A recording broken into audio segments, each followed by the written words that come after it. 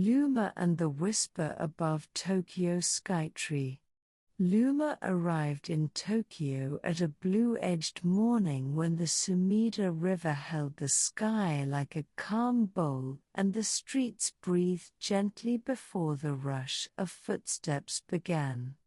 She walked along a path where fresh bread perfumed the air from a small bakery and where vending machines hummed like friendly crickets keeping watch over intersections. Across the water the tower rose with an ease that calmed the eyes, a lace of steel that seemed to grow out of the city the way a careful thought grows out of silence. People who passed her moved softly, some with warm cups in their hands, some with cameras that blinked like patient owls. She felt the city greet her without words, and she greeted it back with the quiet tilt of her ears and the steady rhythm of her pause. Near the base of Tokyo Skytree the plaza opened like a generous palm. Lanterns slept in their frames as morning tested its colors along the glass of shop windows. A fountain lifted coins of water into the air and each coin returned as if remembering a promise. Luma traced the tiled patterns with her paws and listened to a soft announcement in a language she did not speak but somehow understood because it had the shape of welcome. A guide pointed toward an elevator and smiled with the calm of someone who rides it many times a day and still enjoys the rise. Luma stepped into the bright room and the doors met each other with a polite kiss and the floor began to float. She felt weight relax inside her body the way a set of small worries relax when a friend says there is time. The numbers glowed in a quiet ladder and the car opened into a room of sky. Tokyo unrolled beneath her in soft rectangles and gentle ribbons. Trains threaded their routes like silver worms of light. The river carried long strokes of brightness that turned and turned but never seemed to hurry. Luma placed a paw on the cool glass and let her breath slow until the scene matched it. She could see schoolyards marked with careful lines, she could see rooftop gardens waiting for hands, she could see breakfast steam from a lane where tables and stools were waking up together. She found the glass floor and stood upon it, steady as a leaf on clear water. Below, the streets became a friendly map. She imagined each small figure as a sentence moving through a paragraph and the city as a book that loved every line. A child laughed, then tried to whisper but could not help laughing again, and a grandparent followed with a smile that remembered many similar mornings. Luma did not feel tall so much as gently included in a larger breath. The tower did not press upon the city, it listened to it, and that listening moved through her spine like a soft current. A staff member explained that on clear winter days a far mountain can be seen, and even though clouds held the horizon today, the idea of that mountain joined the view and made it kinder. She walked the ring of the deck and learned how neighborhoods join hands to hold a city steady. Bridges crossed the river like sentences that know where to pause. Parks appeared as green commas, and market streets as exclamation marks that were excited and kind at the same time. She traced a loop with her paw upon the glass, a loop that connected a museum, a riverside bench, a flower shop, a bathhouse, and a quiet shrine, and she promised to walk that loop before night.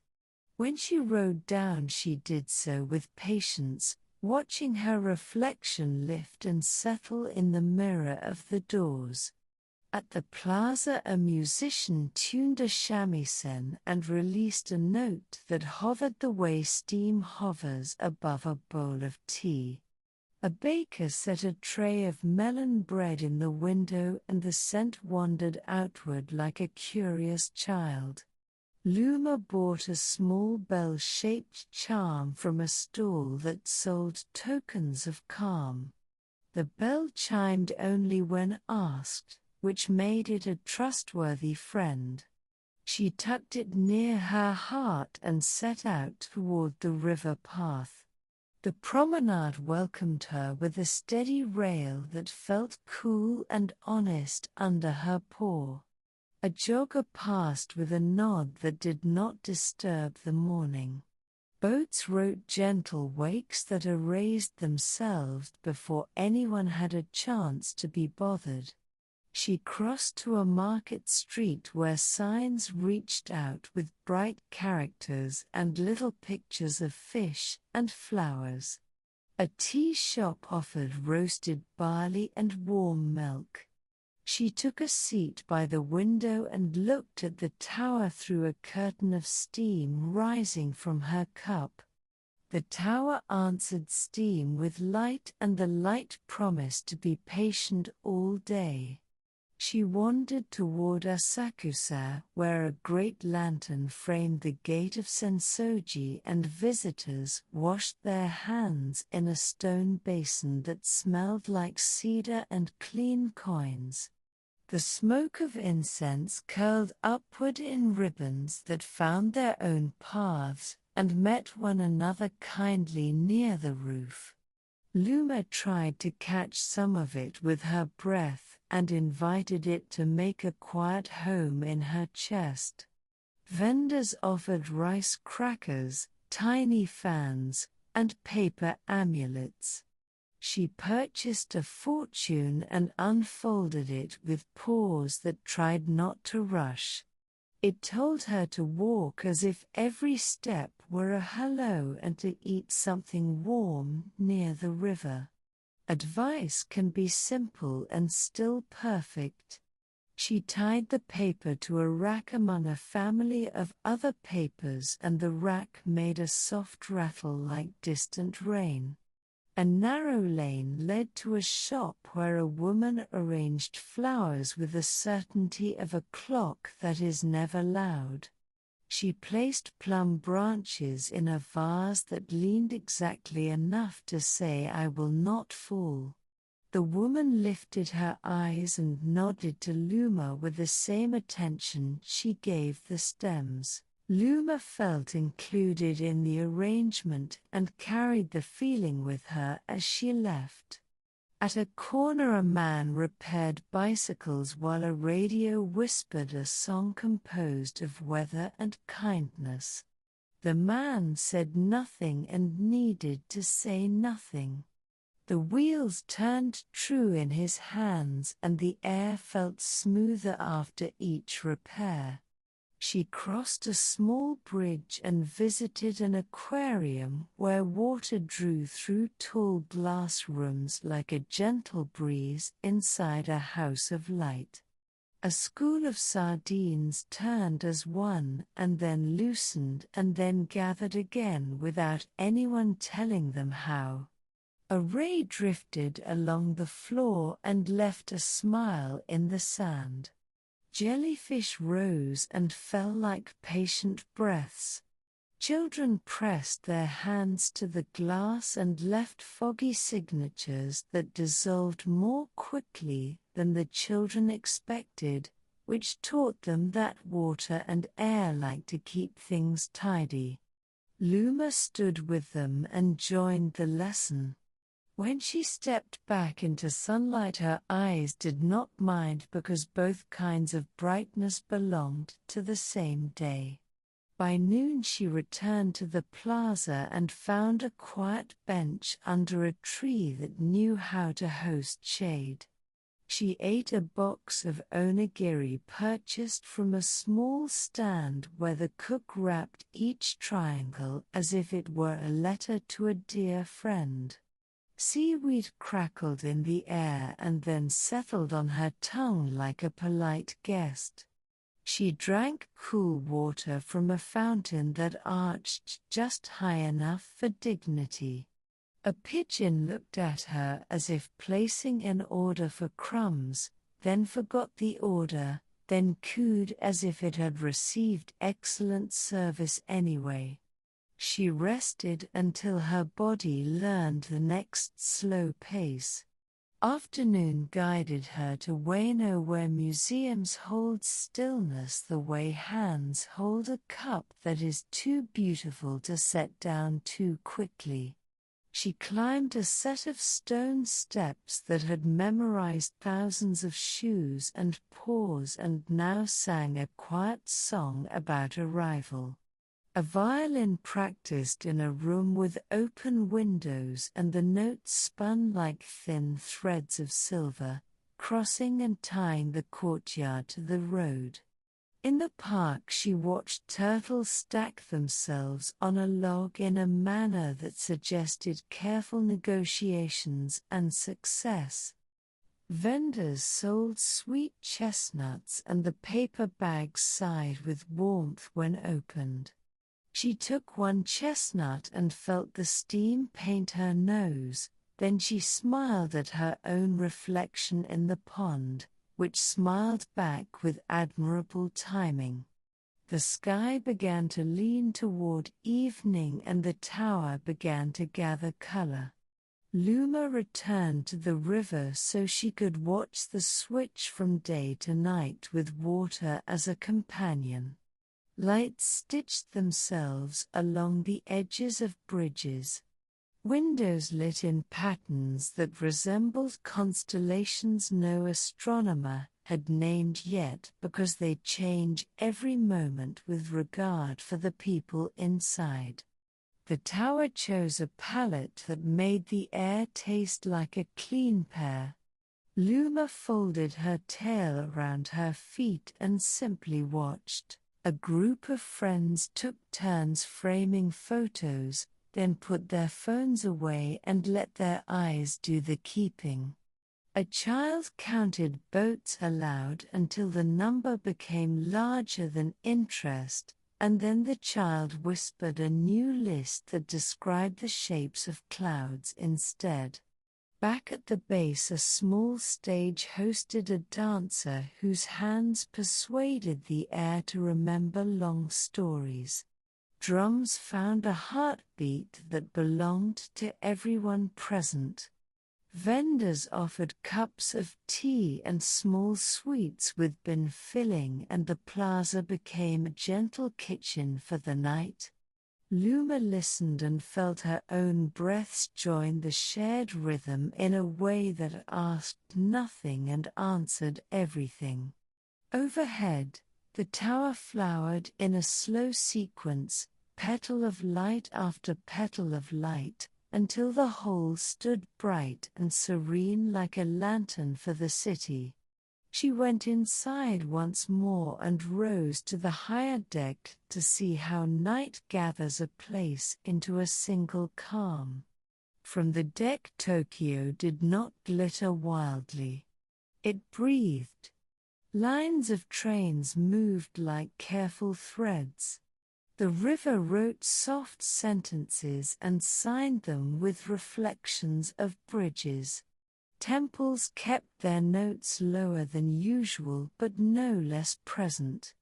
A rooftop had organized a little party with quiet laughter.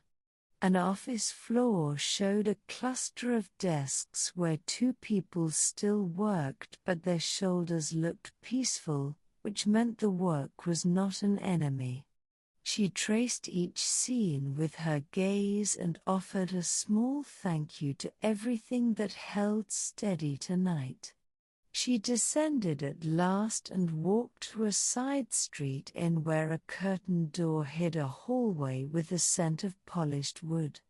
The host welcomed her with a bow and a smile that made the corners of the hallway rounder. A room opened onto a garden that arranged stones and moss as if arranging the mind. A kettle rested on a tray and beside it a cup with a faint pattern of waves. Luma poured hot water over leaves and watched the gold color unfurl like a tiny sunrise. She sat on a cushion and let the cup warm her paws. The bell she carried rested on the table and kept silence the way a lighthouse keeps light, always ready. Outside, a carp in a small pond turned once, then settled with the confidence of a comma placed exactly right. Sleep did not hurry toward her. It approached as a friend carrying a soft blanket. She let the day gather itself behind her eyes and make a story that did not need words. The tower rose again in that inner story and became a tree grown from patience, and every branch held a neighborhood, and every leaf held a room, and every room held a breath, and every breath was allowed to take its time.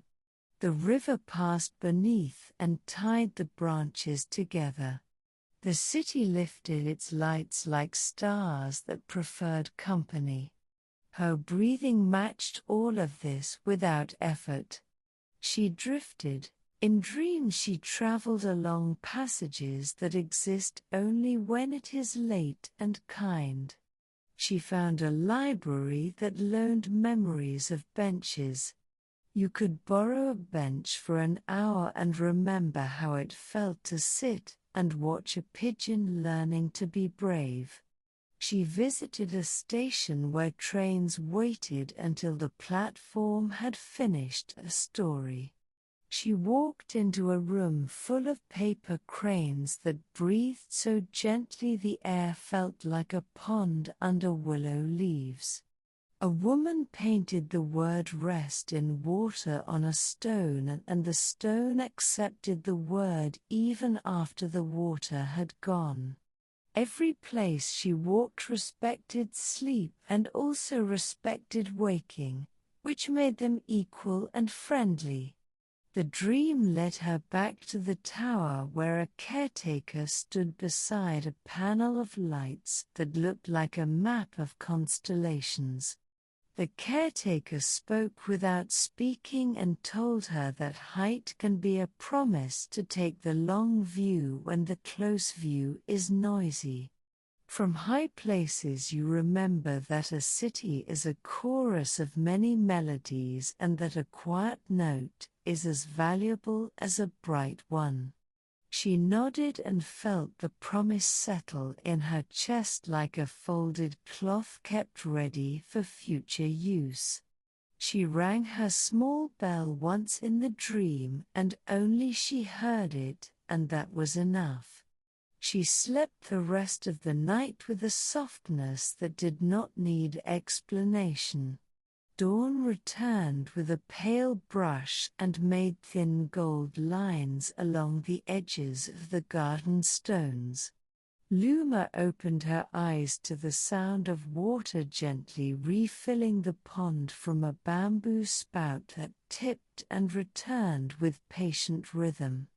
She stretched, folded her blanket, and thanked the room with a small bow.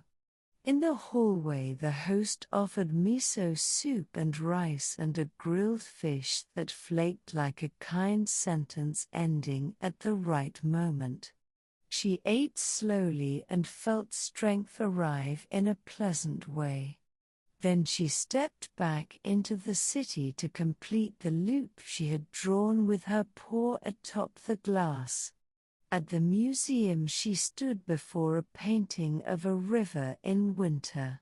The brushwork carried both cold air and warm light and she felt her whiskers relax. On the bench a student sketched a corner of the room and captured the curve of a stranger's shoulder without the stranger noticing. Outside, a line of trees held last year's leaves in a way that suggested loyalty. She walked on to the flower shop where the woman now arranged camellias. The woman smiled and gave Luma a single glossy leaf as a bookmark for the day. Luma placed it inside her bell bag, and it made a conversation with the little bell, a conversation about how to be quiet and bright at the same time. At the bathhouse, steam wrote letters on the ceiling and vanished before punctuation. Elders soaked and discussed baseball and recipes and how to keep hydrangeas happy. Luma sat on a stool and let warm water move along her back.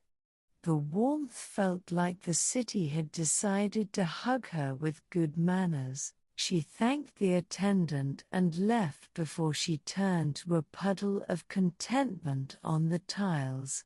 At the shrine she bowed and rang a larger bell that replied with a sound like a slow sunbeam.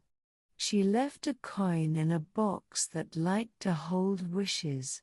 It liked them the way a library likes books that are often borrowed and returned. Her loop ended where it had begun, with the river and the tower, each keeping the other company in a way that made both feel complete. She stood on the promenade and watched morning build its ease. A delivery person rolled by with careful packages that did not mind waiting for gentle hands. A group of joggers stretched in a circle that made every member the center for a moment. A crane settled near the far bank and made the water agree with its stillness. Luma let the scenes pass through her like water through clean sand. The tower watched too, and if a tower can nod, it nodded. She knew it was time to travel on, yet departure did not feel like leaving. It felt like placing a bookmark before closing a chapter that will be opened again. She touched the bell in her bag and it made a sound only she heard, a sound like the word yes when spoken by a friend who understands. She took a final look up, not to ask for anything, but to offer thanks. The tower glowed in daylight with a steady persuasion that a long breath can change a day. The city pressed no urgency upon her. It gave her the gift of pace and the promise that she could return whenever her paws remembered the way. She stepped forward and the pavement met her with the exact firmness she needed. She pictured the tower as a patient tree and the river as a ribbon and the streets as gentle sentences, and she promised to carry their rhythm wherever she traveled. She imagined each neighborhood placing a small lantern along the path of her memory so the return would be easy. She tasted roasted tea in her thoughts and felt warm water upon her shoulders and saw paper fortunes move like tiny sails in a breeze. She listened to the quiet talk of stations and benches and bridges, and she allowed their voices to braid into a lullaby that could be heard even while wide awake. She let the kindness of the day soak into her pores the way sun soaks into stone, slowly and completely, until calm becomes the natural temperature of thought.